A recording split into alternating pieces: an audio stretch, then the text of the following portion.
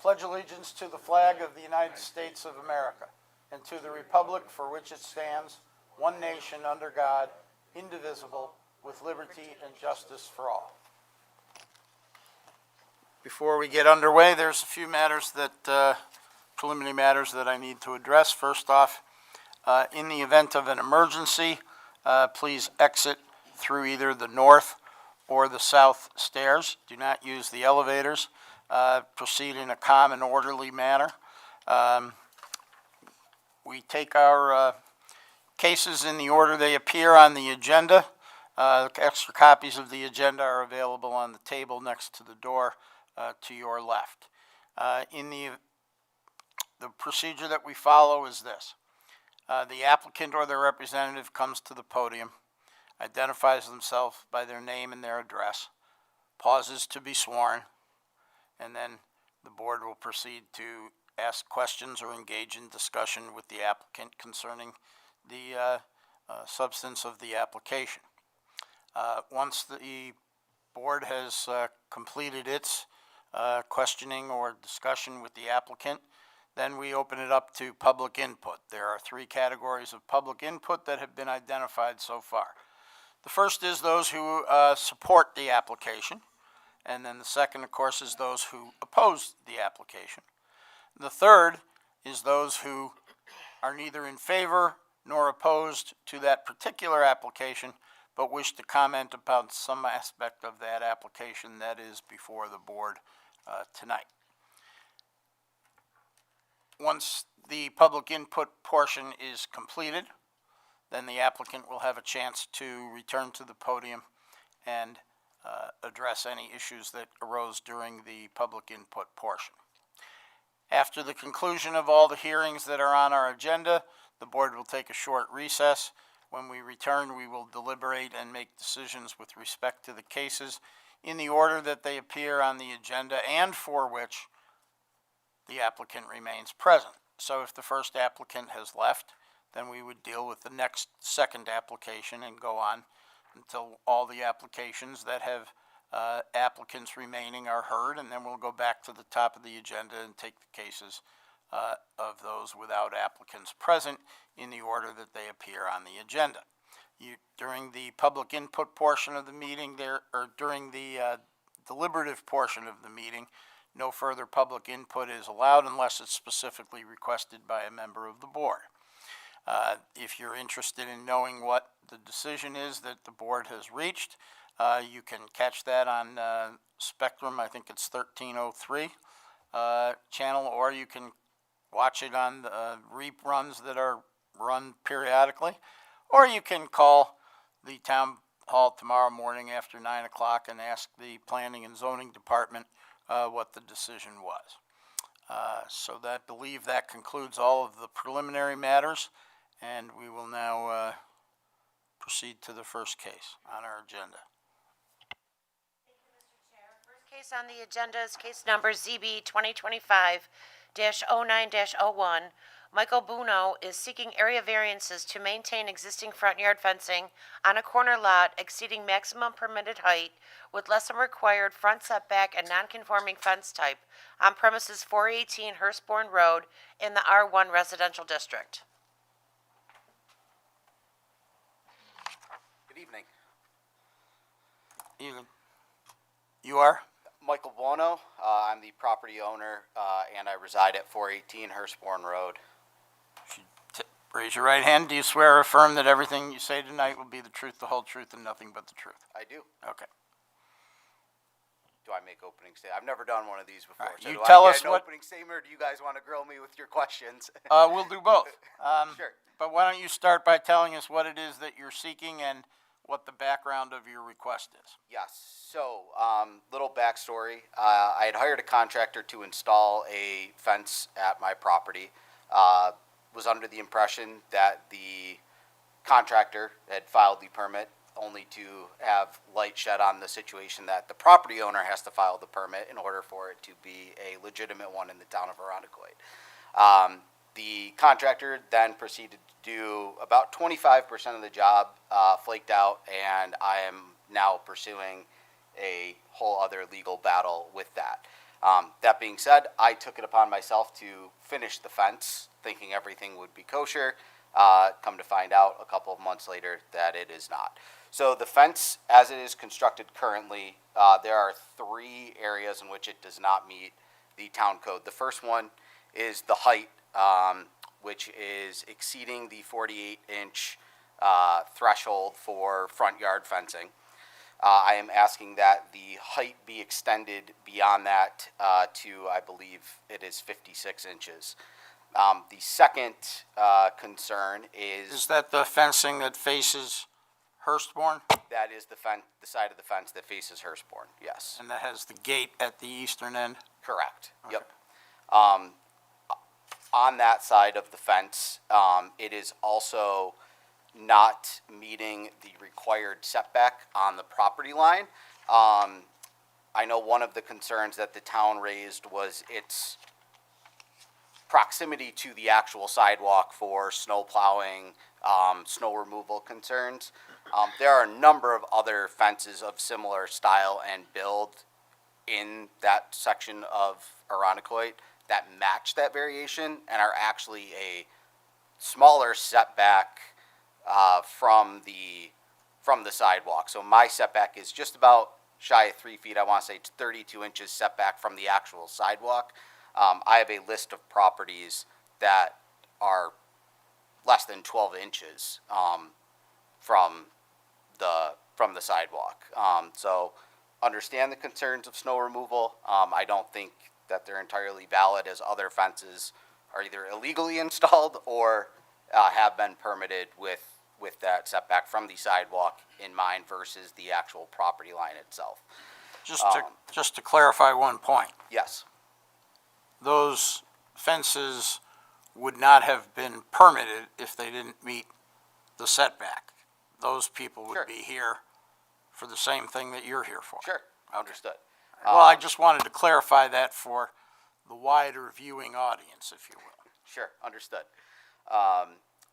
That being said, in regards to the snow removal, I also have a fire hydrant on my property, so I believe that I'm required to maintain that sidewalk and access to the fire hydrant anyways. So I don't think snow removal and operating the plow should be a warranted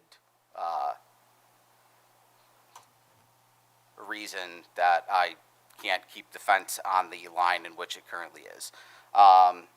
And then I think that kind of covers it from my side of things. Outside of obviously stated security concerns, privacy, and everything else that comes with installing a fence on our residential property. Does that fence afford you much privacy? I would consider, I would say yes, just because it's a heavily trafficked sidewalk, and otherwise people are peering into half of my yard. The property layout is unique, as you can see on the zoning map, with where the house is laid out. That is, for all intents and purposes, my backyard. That Right, segment but of the anybody property. walking by on the street, I'll just look over their shoulder and see over the top of the fence, right? Well, yes. The It's mainly to keep people out of your yard from coming into the yard, right? Yeah, that's what I And mean by to security and give you a privacy, place- not necessarily a decorative privacy standpoint. Give you a place for pets and children or whatever to Correct, stay hemmed in. correct.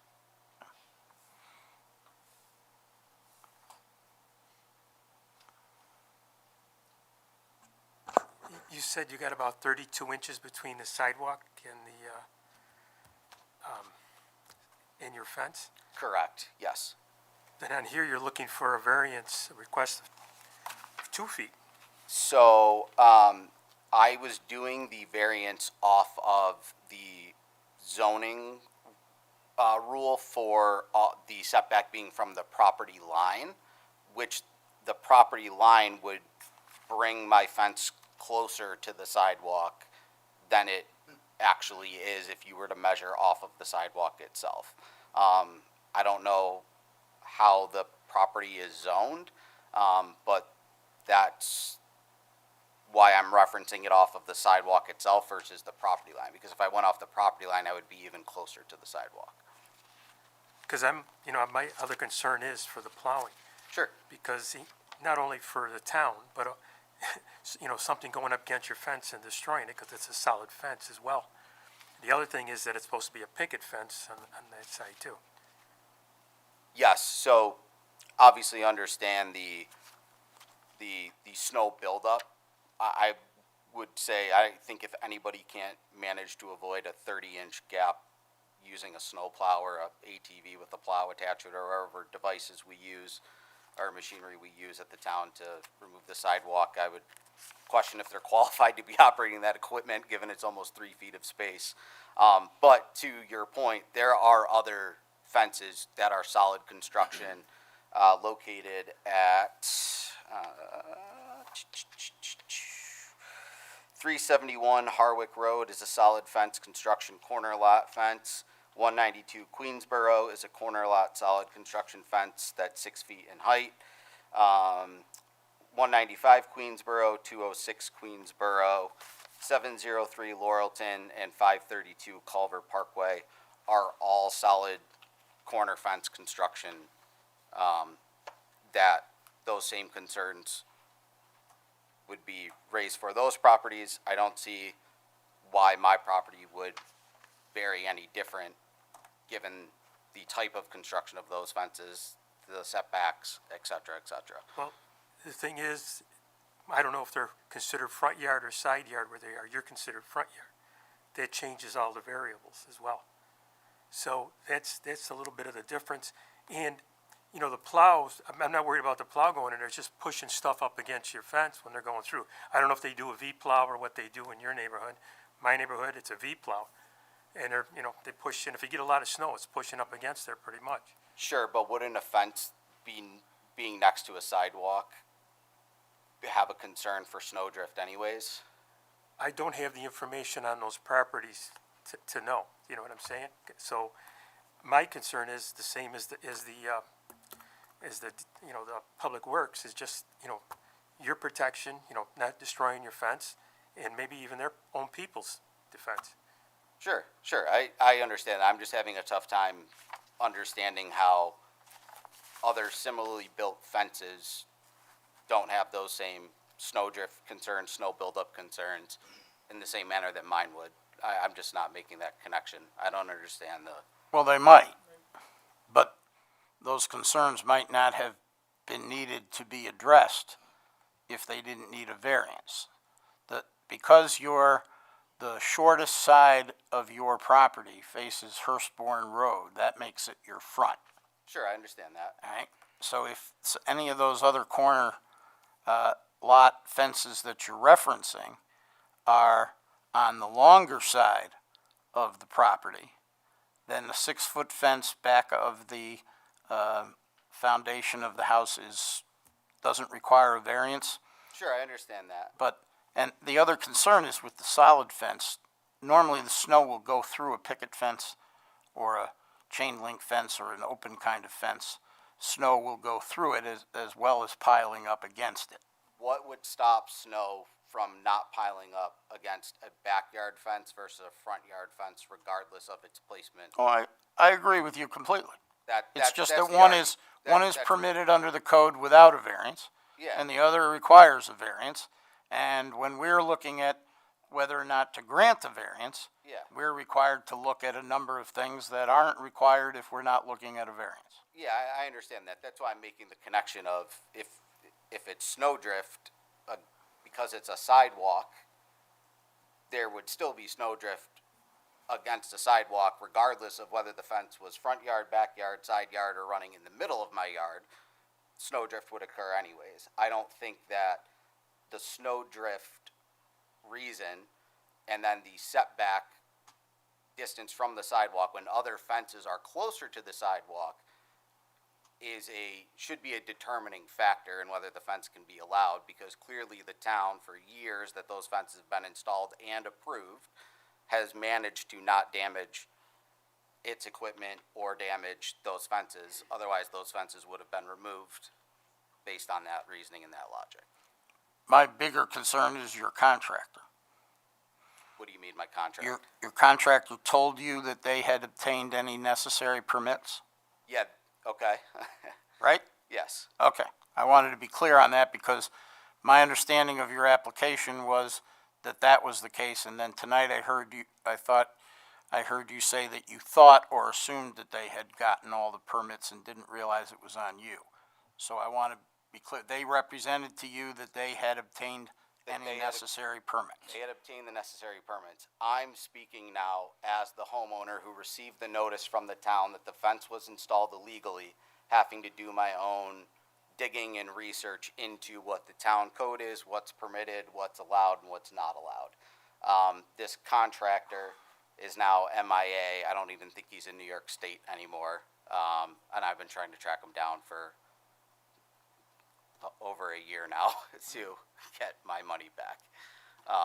So everything that I'm speaking to is off of me trying to interpret and understand the town code after the contractor said everything was good to go with the permit itself, and that the height requirement, the setback requirement, where the fence was lined up to go was all good to go. The fence was installed before I had to file the permit or refile the permit, I guess, if that's making any sense.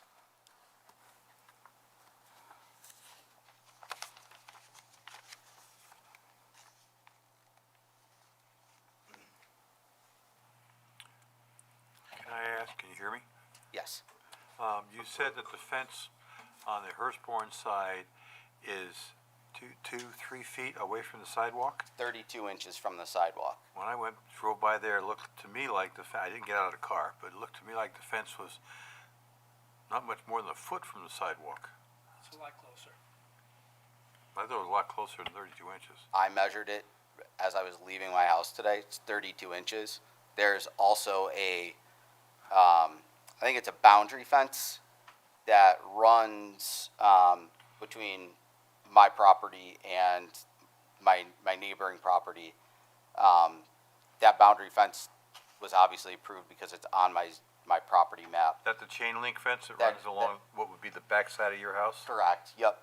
So my fence runs even with where that chain link fence ends.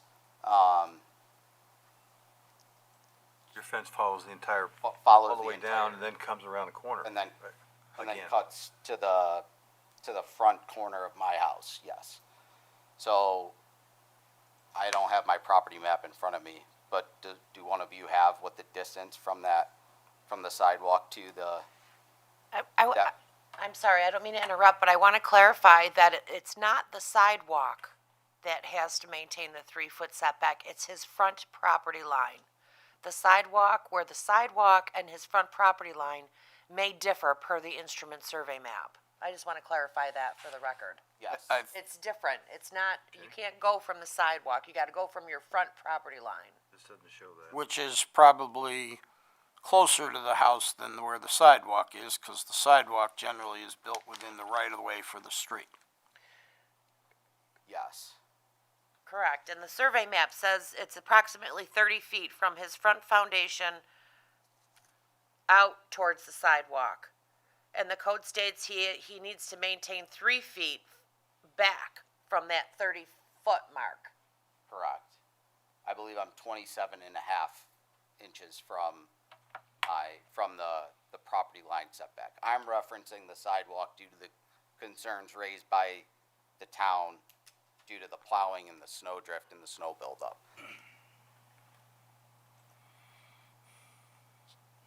Can we, maybe resolve the DPW's concern? The what concern? The DPW's concern about snow plowing. One of the problems with the snow plow is snow drifting, where snow comes down and just kind of builds up. The fence is not mechanically pushed in. When they plow, they mechanically push a lot of force on it. To resolve that issue, or make it go away, would you be willing to go on the record saying that you'll hold the town harmless if there's any damage to that fence? Sure, absolutely. I'll even go on record with a signed affidavit that said I'll maintain the snow removal along the sidewalk, since I'm already doing that because of the fire hydrant, so.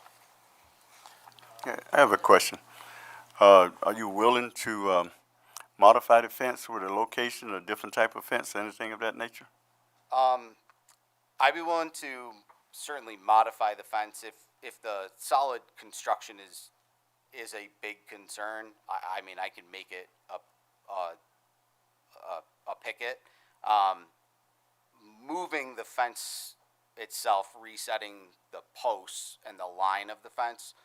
I mean, ultimately, I would do it if you guys didn't approve it.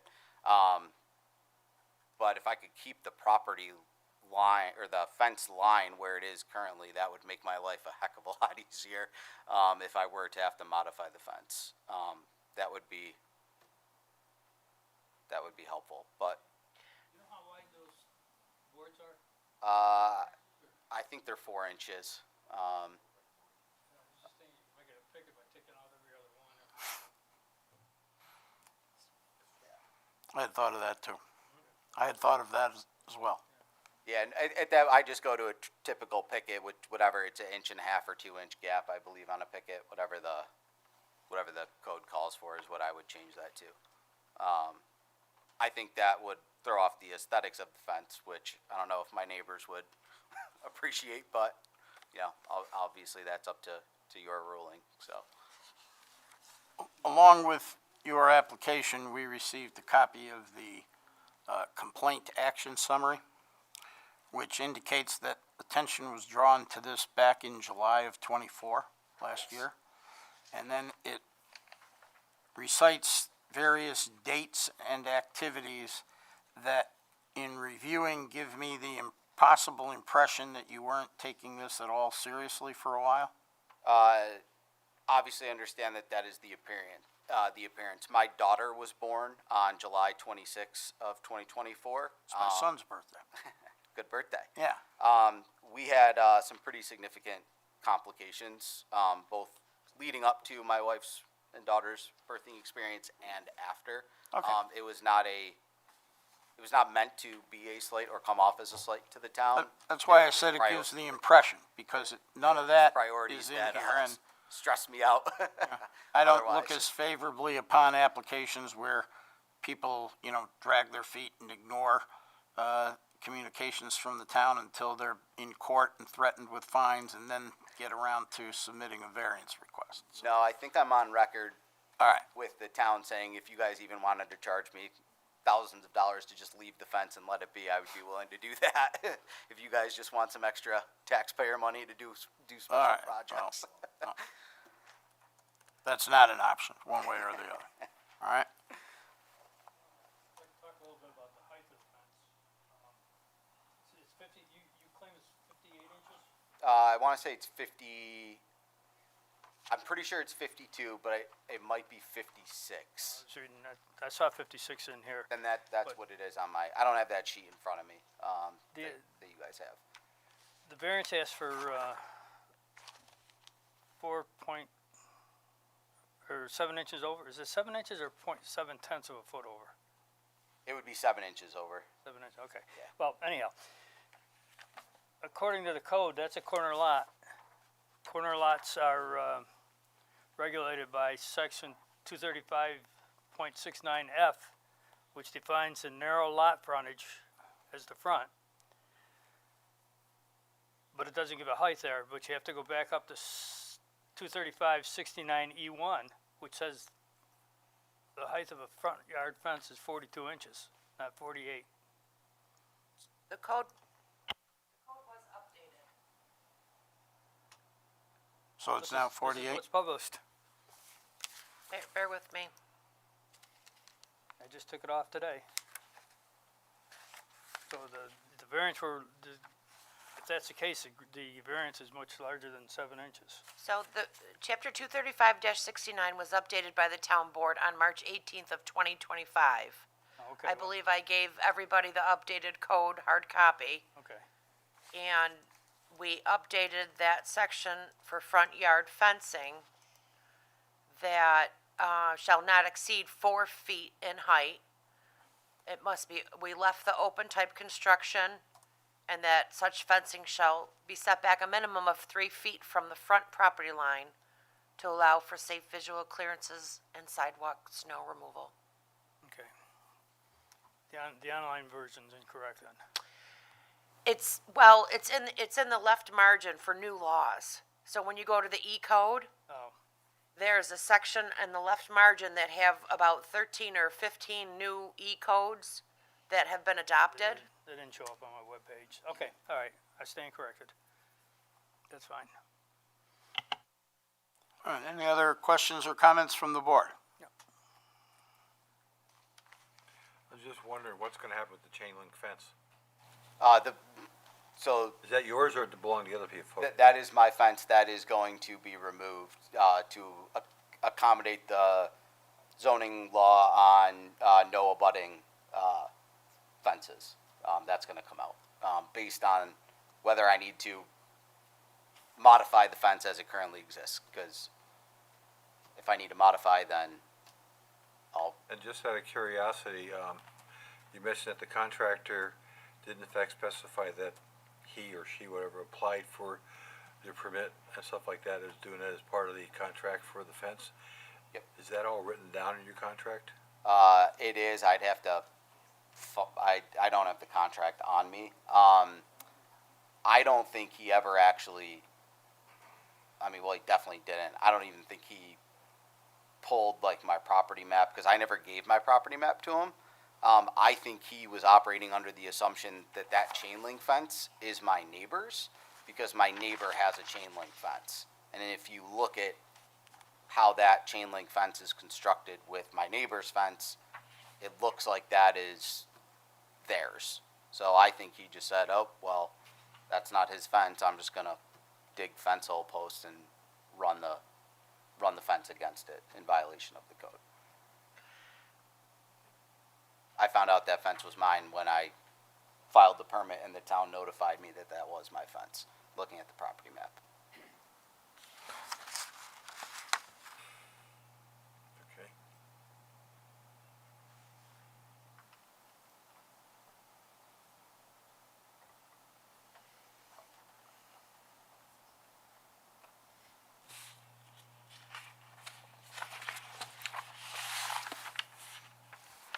And any other questions or comments from the board? All right, seeing none, we'll open it up to public input. All right, Is thank there you. any, thank you, sir. Is there anyone here who wants to speak in favor of this application? Anyone who'd like to speak in opposition to this application? Step right up.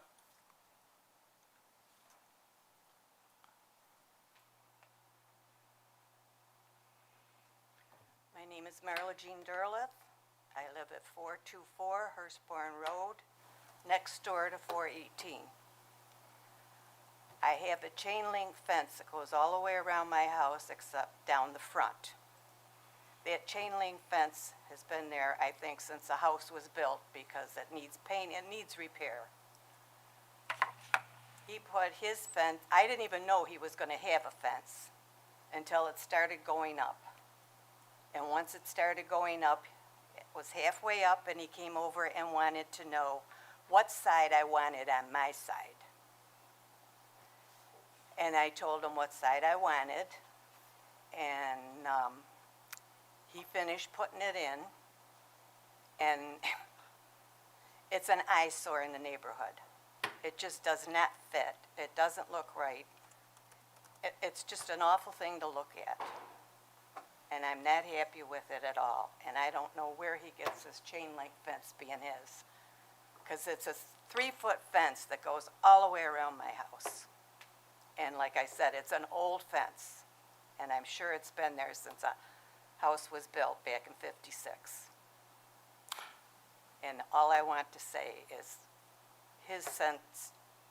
First, I said to him, what's going to happen between the two fences? Because his is right up against mine. The weeds that grow in between there. He can't see them because his fence is high. He said he'd maintain it. And I said, how are you going to do that? He said he was going to put a weed whacker down through there and cut it up. Well, I've asked him to do it twice, and I think that's all it's ever been done is twice. Because I have never seen him do it on his own.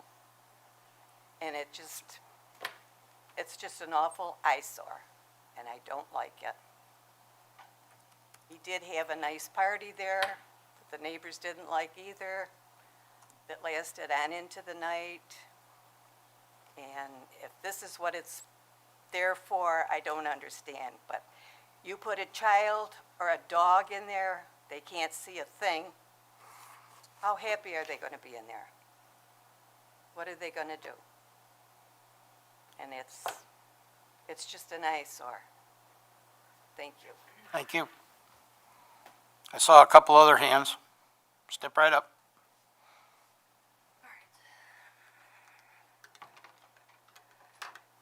Laura Farrell, I'm at 431 Hurstbourne, so I'm across the street from this fence. So the first issue that I have with it is a safety issue with the height. You can't see around the corner. So little kids, if they were running there, somebody driving down the street wouldn't be able to see them with how tall it is, and that it's not an open, you can't see through it. Another thing is that neighbors from the other streets constantly tell us that they walk on our street because we have lights and neighbors behind us don't have the lights on their street, so they come to our street to walk because our street is safer, because we have the lights. So because of that, it's important to make sure that our sidewalks and whatnot are safer and, you know, being maintained per the code so our street can be as safe as it possibly can. Also, because the different snow plowing on opposite sides per year, we need to make sure that the safety on that side is also maintained. Because even if the snow plow can maintain it, it's just gonna push it along further into the corner, which is where we get most icy conditions anyways, like where the two sidewalks meet. So all that snow, because it can't go into the yard, is gonna get pushed into the corner of the sidewalk. Another thing, we have setback codes for a reason. It creates a nice aesthetic for your street, creates a good view line. That's part of why I bought my house on this street, because you have the consistent setbacks. I'm part of the historic preservation community, so I understand what, you know, why these codes and setbacks were set way back when we designed these neighborhoods in the 20s and 30s, to have those viewpoints to create that type of neighborhood that you want, that's desirable, that keeps our property values up, and you know, maintains the beauty of our streets. I also wonder if this could, I don't know enough, but if this could impact the historic designation for the survey that we just paid for, that's being presented tomorrow night. I do believe that Laurelton possibly could get that historic designation, with our street lamps, the houses that we have, the quality of the homes, how the homes have been maintained, etc. So I would wonder if this fence could possibly impact that. I don't know, but it's possible. Then I did want to clarify that chain link fence in question is open. It's not closed. It's just one single thing down to the street. So there's no issue with snow plowing or whatever there. So then also, with it not being maintained, you can actually, if you look this up on Google Maps, you can see how bad the weeds have gotten, and it looks very unsightly. I can see it from my house every day. The weeds that grow between this fence and the wooden fence, it's just a pain for anybody to maintain, and it looks really bad. And then another question I just have to propose, or, you know, for you all to consider is, if the contractor in question was shady and walked out on the job, then wouldn't the homeowner have thought to go and make sure the permit was valid, and that the, you know, making sure that the code, you know, that what was being built, or whether or not, I don't know where along how much had been built by the time the contractor bailed, but to make sure that it was being designed per the code of the town. So, just something else to consider. Yeah, and then, like I said, I think people should have the right, you know, should be able to have a fence and contain their pets. I have pets, so I think they're important. So, if the whole fence was changed to a chain link fence to the height that it's supposed to be, I don't think there would be an issue. Like, I don't have a problem with a fence existing there. I just think it needs to keep our neighborhood safe. That's all I have. Do you have any questions for me? Nope. Thank you.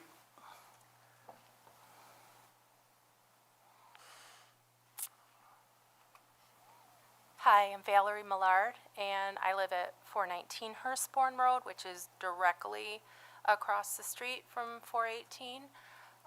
So I've lived in my house since 2002. It's been a while. And I've always had a nice view from my front porch. Now I'm looking at a basically stockade fence wall sitting on the porch. I will agree that the weed issue has been consistent since it went up. There's always tall weeds growing between the fences, and there's no way you can get a weed whacker in between them. There's not enough space. So that is not going away, that issue. As far as the owner bringing up the safety and the snow plowing, I agree that the snow plow is an issue with the snowbanks building up. We do have a lot of walkers in the neighborhood, a lot, and it's hard for everybody to keep up in the winters around here. The point about other homes being closer, I don't think two wrongs make a right. I think that the town should just actually address those separately. I mean, maybe you can't go back on things, but consider changing laws, because it is a safety issue all around, I believe. And also, I have a fence that I put up for my dogs back several years ago. As a homeowner, we take responsibility for, when we have work done, to know what type of permits are required. I hired a contractor. I went online, I read what kind of permit was needed, and I made sure that I did my own CAD drawing with all the details, spacing between the wood, you know, the proper heights, all that stuff. Surveyed my property, make sure that I had things where they needed to be. We know what's required. We know these permits are required before doing the work. So I think it's just, if somebody wants to get around it, then it's on them. I personally, if the owner is willing to spend thousands of dollars in a fine, it wouldn't take that much to actually make the proper setback to accommodate what the code should be. Thank you. Is there anyone else that wishes to speak in opposition to this application? Is there anyone who'd like to talk to us about some aspect of this application, like corner lots or fences or anything, without a position on this particular application? Seeing none, I'll give you an opportunity to address the comments that were raised during the public input portion. Sure.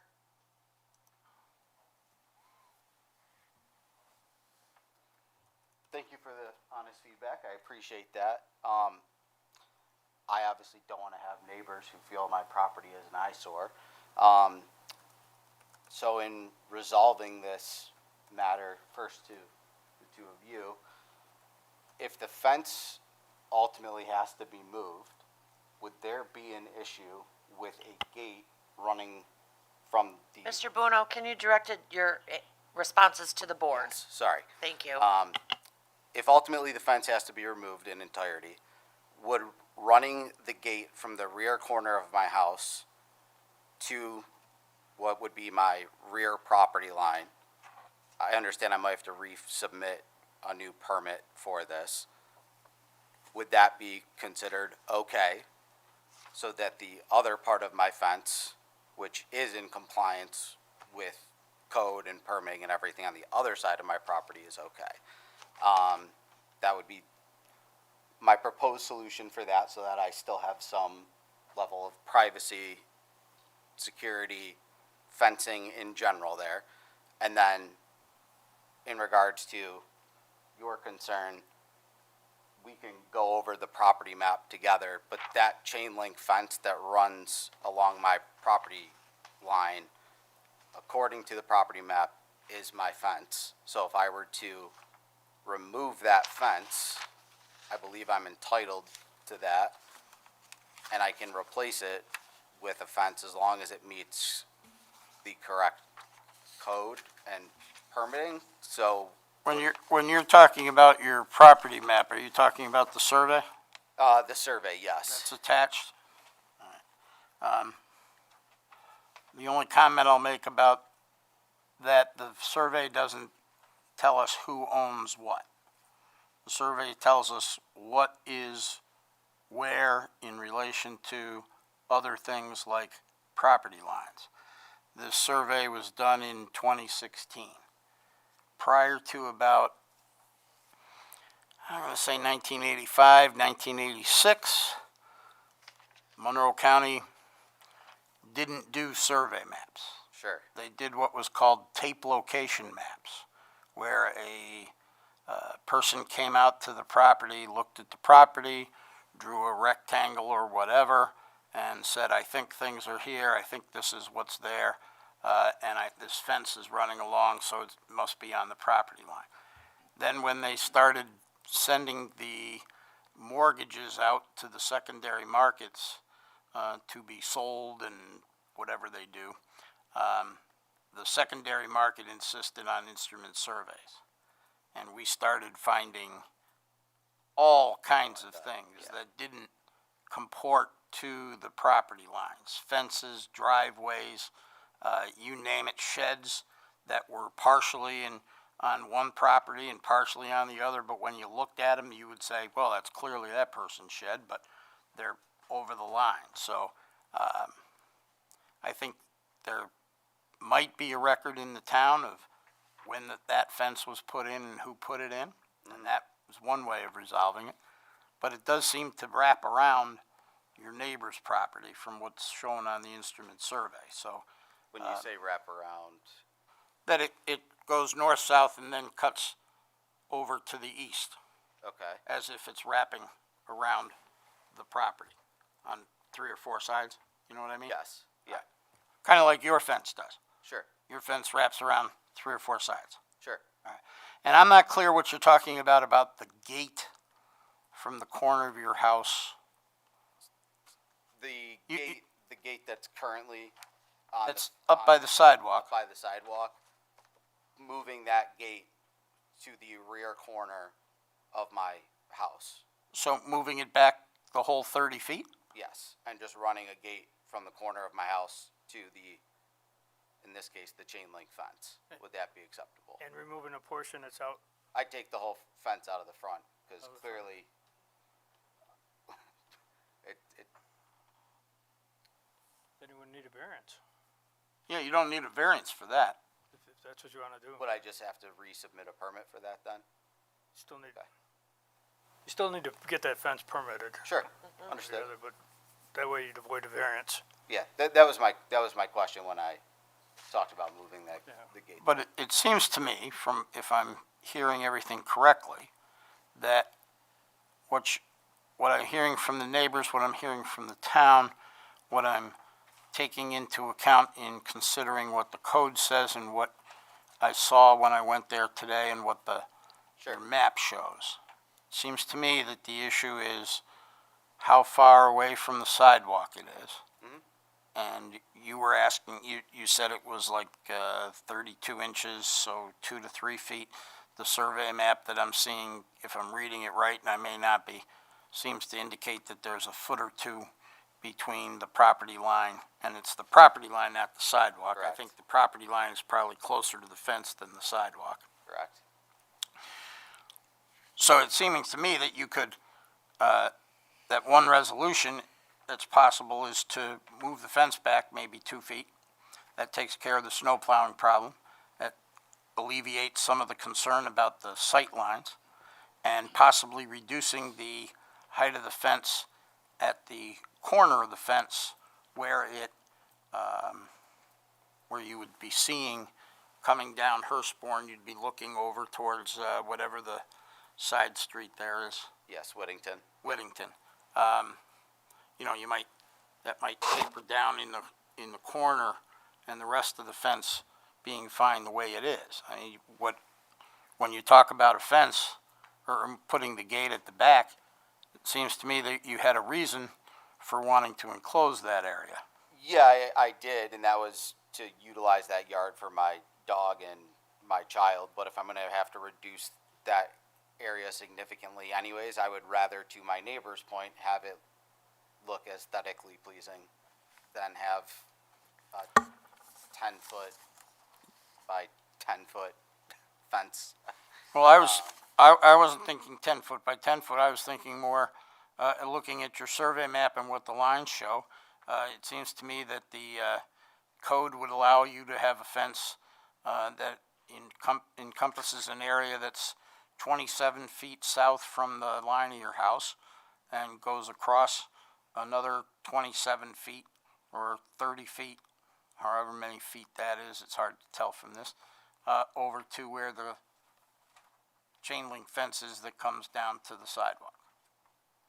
And that would give you a 27 by 27 area. That's what's allowed under, and then the only question is that takes care of the setback. Then the only other question is the type of fence, which you indicated you were willing to, remove a board or change it to something that does allow for some transparency, and then the height. But if you want to just give up on the fence and put a gate, that of course is your choice as well. My suggestion is that since it seems to me, from what I've heard, that this is the first time that you have been made aware of the concerns that your neighbors have and that there was a start of some discussion tonight. I'm also concerned about, because I didn't get out and measure it myself either, I'm wanting to know accurately what the distance is from the fence to the sidewalk.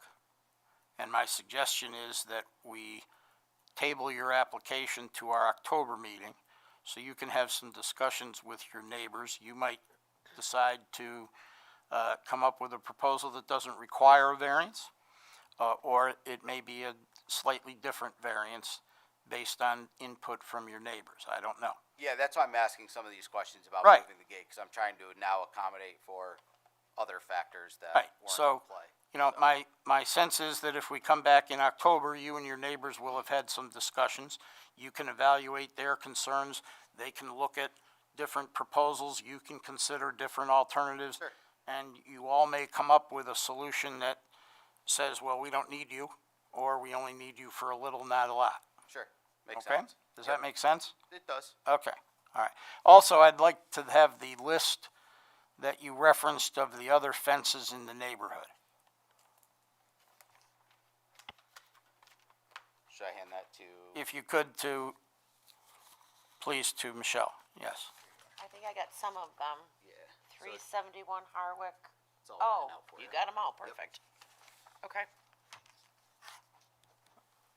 All right, any other questions or comments that you'd like to address to us? Nope, coming back in October, it sounds like. All right. Can I ask a question?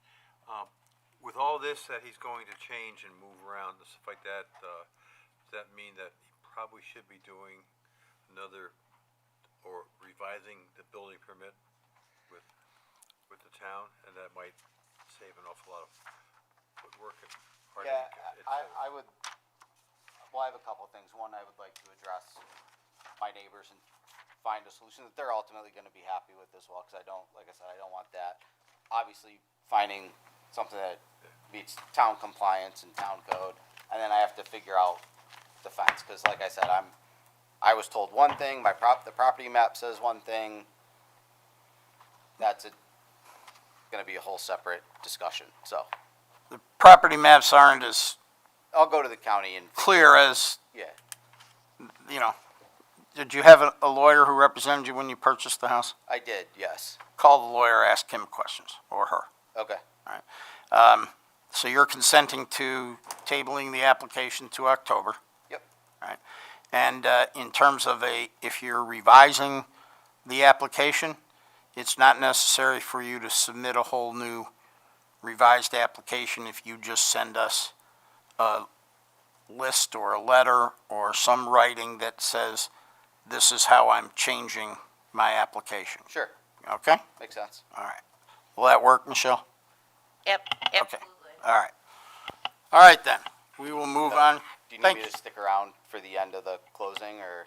All we're going to do is probably unanimously move to Okay. table your application with your consent. You're welcome to stay. Okay, You might have other things that would be more fascinating, like your daughter who's a year old. that's why I'm To asking. pay your attention at home. So, yeah. Yep, understood. All right. Thank you. You're welcome. Actually, do I need to keep the property hearing sign up then? I don't believe you closed the public hearing. We didn't close the public hearing, so yeah. Hold on to that? Okay, Yeah, it'll be a nice lawn deck, and you can put plants around it or something. okay, sounds good, yep. Christmas lights, you know.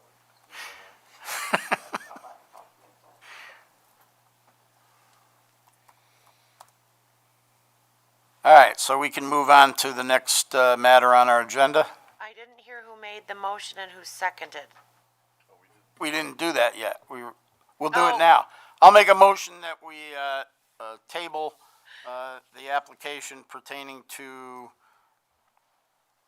418 Hurstbourne Road with the consent of the applicant to our October meeting. And I second. keeping the public hearing open. Keep the public hearing open. Is there any discussion? All those in favor say aye. Aye. Any opposed? Any abstentions?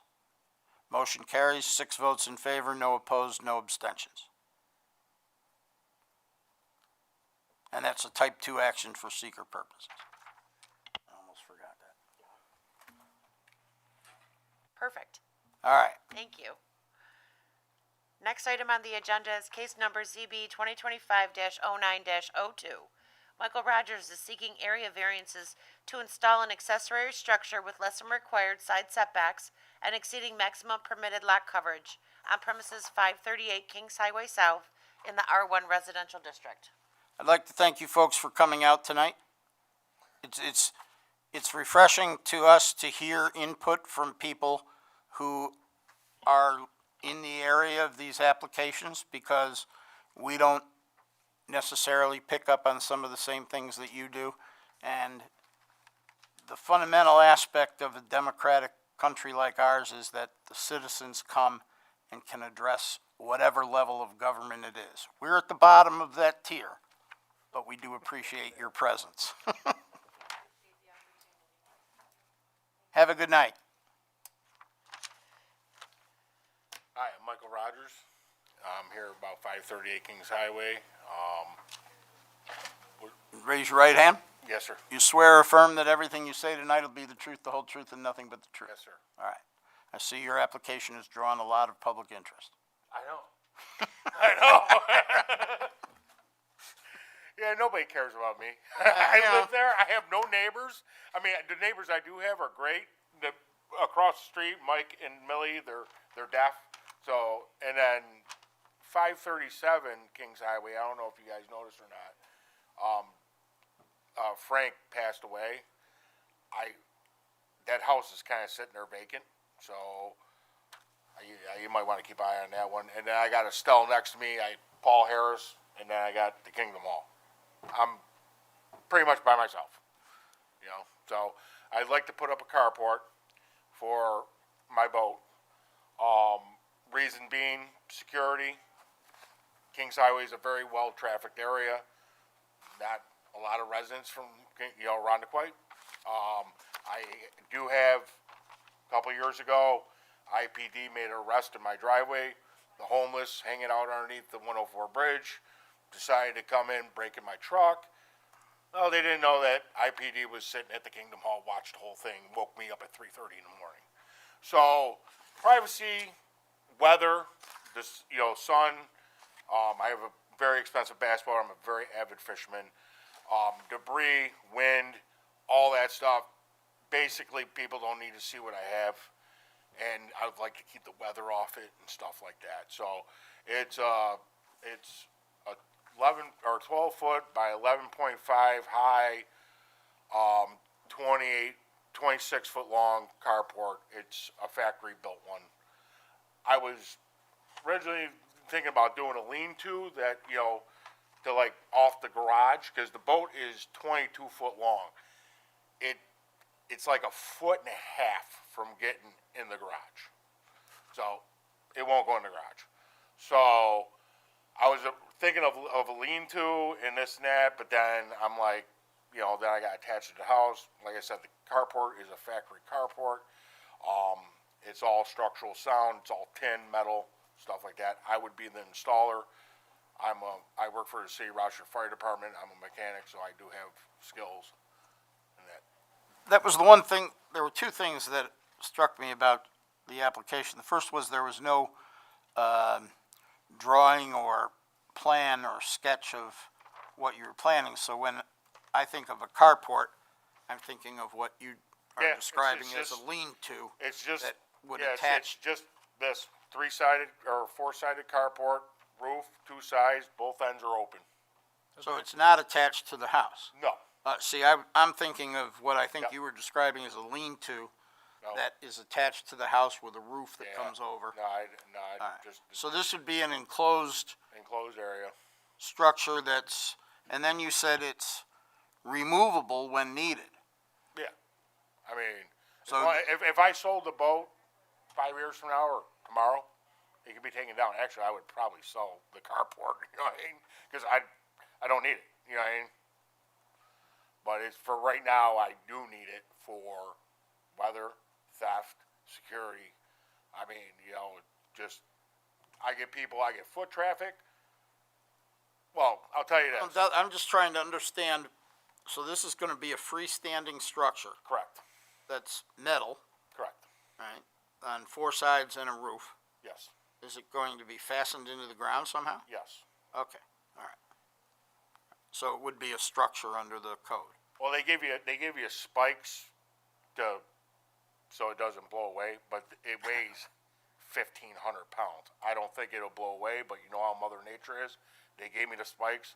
I'll put the spikes in it. If it does, there'll be a lot other problems Yeah, besides yeah, the carport exactly. that we'll have to deal You with. call an insurance company. Yeah, so, does that still constitute a structure if it's only spiked into the ground as opposed to put in the ground with concrete and posts or anything like that?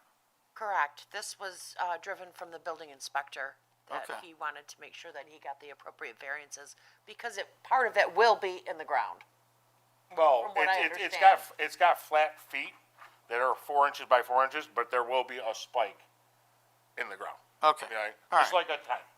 If you had a Okay. tent, you'd, It's a metal tent, basically. yeah. yeah, okay. And I think because he was so close to the lot line there, he had some concerns on that, didn't he? Yeah, yeah. Well, like I said, I'm sure you guys have all driven by my house. It's 2 houses down on Kings Highway. You know, so, you see the big bass boat out there, 21-foot skeeter. There's nothing there. I talked to the Kingdom Hall and they were just like, yeah, you know, as long as we can mow. I go, yeah. that's fine." Kingdom Hall is south of you? Yeah, Okay, that's why it looked like it was a pretty wide open space. yeah. No, there's nothing there, you know.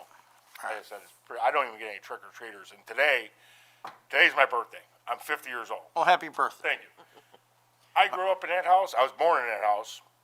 And I literally just, like 3 years ago, I put my mother in St. Anne's. She's doing great over there. But I bought the house because I've been there 50 years. We do the 4th of July. Come down here every year. You know what I mean? And you know how it is. I went to school with Roy Fitzpatrick. I know everybody. You know, so I guess I'm a hometown Well, you're a boy. fireman, that comes with the territory. Yeah. Yeah. So, All right. Yeah, today's my younger son's birthday. well, hold on. Yeah, I'm happy covered in lawn. Look at that. All right, so I'm real clear now on what it is you're looking for. I don't know if anyone else had any other questions or Any other comments? Yeah, I got a question. You said it's gonna be, basically a roof, solid sidewalls, but open on both ends? Yeah, yep. Okay. And how is a structure that's easily accessible going to provide more security against varmints and ne'er-do-wells? Did you say varmints? Yeah? Oh, I don't worry about varmints. I mean, I got deer, but that's it. Oh, okay. Yeah, the only thing I'm worried about is, you come down Kings Highway, you look at my house, you see that boat, okay? Yep. Just because it's just us in this room, I got $10,000 in grafts just on the front of that boat. I got another 10 on the back. I got 20. The boat's a $110,000 boat. It's gonna be open at both ends? Going back. What's that? It's open at both ends? Yeah. I mean, I could put a tarp over it if I wanted to, which I would in the wintertime, so snow didn't blow in there. You know, you just put it, but there's no closing doors or nothing like that.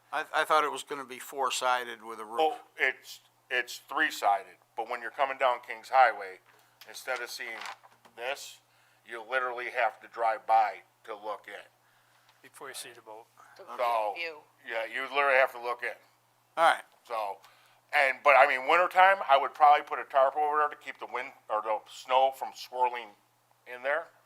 But coming down Kings Highway, you sit there, you look at it.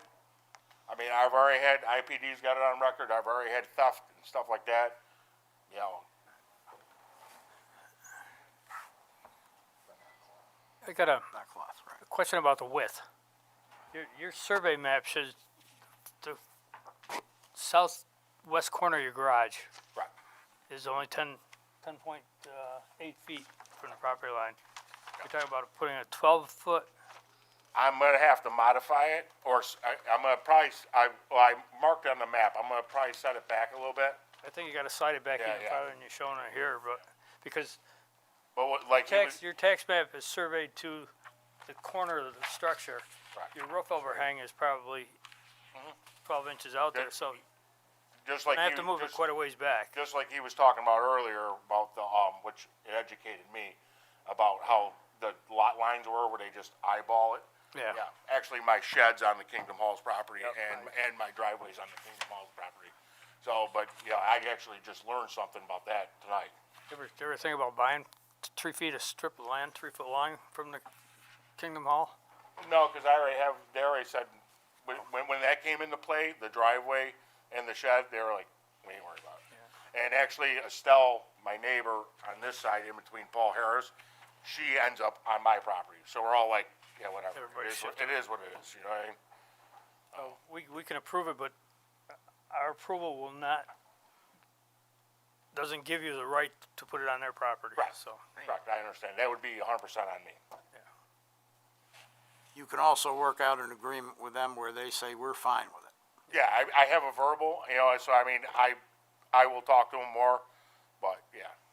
I would get in writing because Yeah.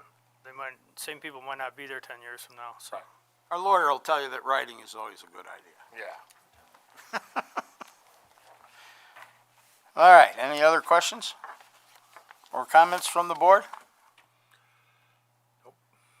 Seeing as we have a room full of empty chairs with nobody other than the applicant and the members of the board in the room, we'll dispense with the public input portion and we'll close the hearing with respect to this matter.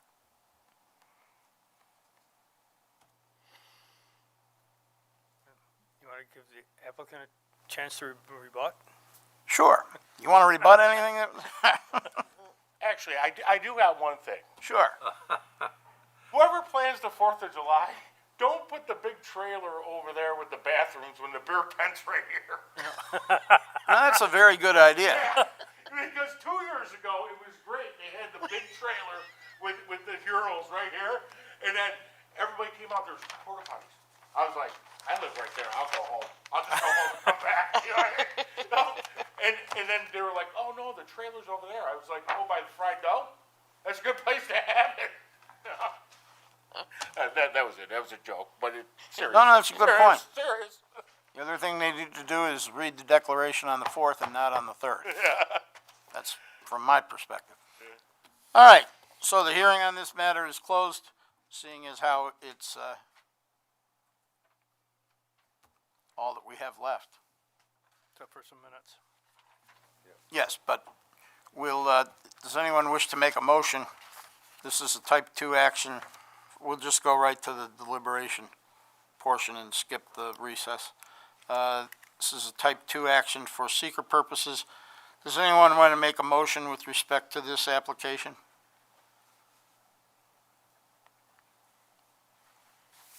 I'll make a motion then that we grant the variance as requested with the following findings of fact. This will not result in any negative change to the character of the neighborhood. The alternative that does not require a variance would be to leave the boat open, which is the whole nature for the request. It is not a substantial request. It will have no adverse effect on the physical or environmental conditions if granted. It's a self-created situation to the extent that the applicant bought the boat, spent a lot of money on the boat, and wants to have the boat next to the house. But that self-created aspect does not preclude the reason for the variance. So I believe that the conditions are satisfied for us to grant the applicant the relief he's requested. Is there a second? I'll second. Everybody second. I know. And Tinny? I had Upson. Okay. That's because I think my left ear is better than the right. I don't know. All right. Any discussion? All those in favor say aye. Aye. Any opposed? Any abstentions? Motion carries. 6 votes in favor, no opposed, no abstentions. 1 member of the board is absent. And that concludes the cases on our docket for tonight. That's all. Thank you very much. And, Michelle, thank you she did a great job giving me my homework. She always does. She's like, you need this, this, this, and this. I came back, everything. You need this. Okay. Yep. Did a great job. Thank you, Michelle. Thank you. You guys have a great night. You as well. Building permit would be next. Building permit? Yep. Okay, so I guess I'll see you tomorrow. Okay. Sounds good. You here till 4:30 or? Correct. Yep. Okay, thank you, Michelle. You're welcome. Thank you.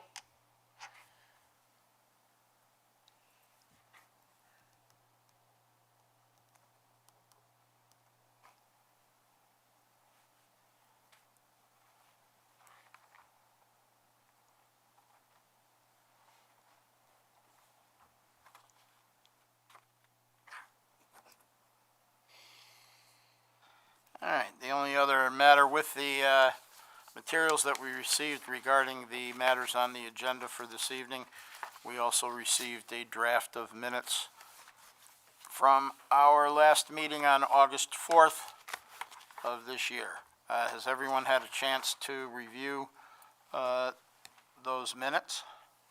And does anyone have any suggested changes, corrections, additions, deletions, or any other suggested revisions to the content of those minutes?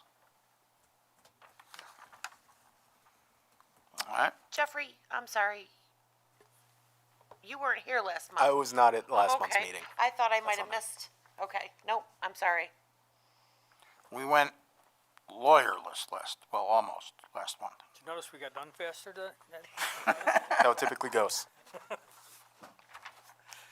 I was still here, we were a while. All right, any discussion about the minutes?